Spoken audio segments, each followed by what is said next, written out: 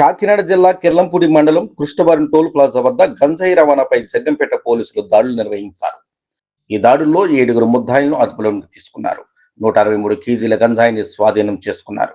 సోమవారం జగ్గంపేట సిఐ కార్యాలయం వద్ద నిర్వహించిన మీడియా సమావేశంలో పెద్దాపురం డీఎస్పీ శ్రీహరిరాజు వివరాలు వెల్లడించారు.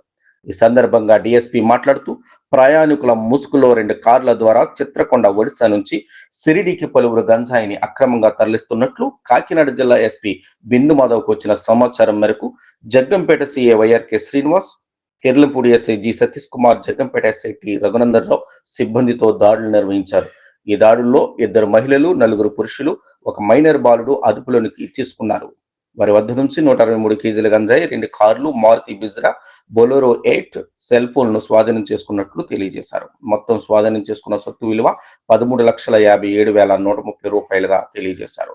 అయితే ఈ గంజాయి రవాణాకి పాల్పడిన వ్యక్తుల్లో ఒకే ఫ్యామిలీకి చెందిన భర్త, భార్య, కుమార్తె, కుమారుడు ప్రయాణికుల ముసుగులో గంజాయి తరలిస్తుండడం గమనార్హం.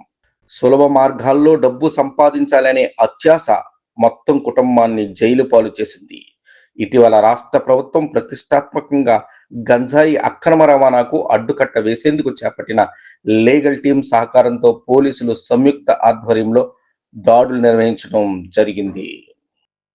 మే 26వ తారీఖు అండి 2025 ఈరోజు ఉదయం కాకినాడ జిల్లా ఎస్పీ గారు శ్రీ జి బిందు మాధవ్ ఐపీఎస్ వారికి ఇన్ఫర్మేషన్ ఉంది.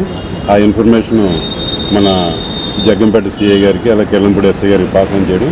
అందులో భాగంగా కృష్ణవరం టోల్ ప్లాజా దగ్గర సమీపంలో ఈ వెహికల్స్ని 2 వెహికల్స్ అండి, ఒకటి బ్రిజా వెహికల్ ఒకటి, తర్వాత బొలెరో వెహికల్ ఒకటి, 2 వెహికల్స్ కూడా ఆపడం.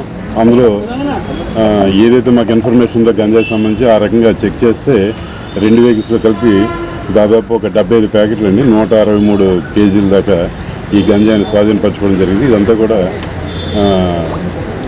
ఈ కేసు కింద నమోదు చేసి ఇందులో టోటల్ 7 ముద్దాయిలండి.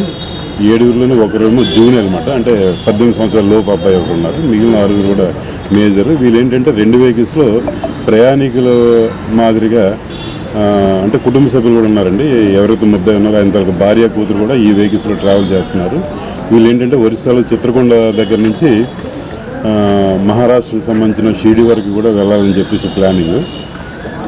ఈరోజు మన చెక్కింగ్లు ఇదంతా పట్టుబడి వీళ్ళందరూ అరెస్ట్ చేసి ఉండి కోర్టుకు పెడతాం.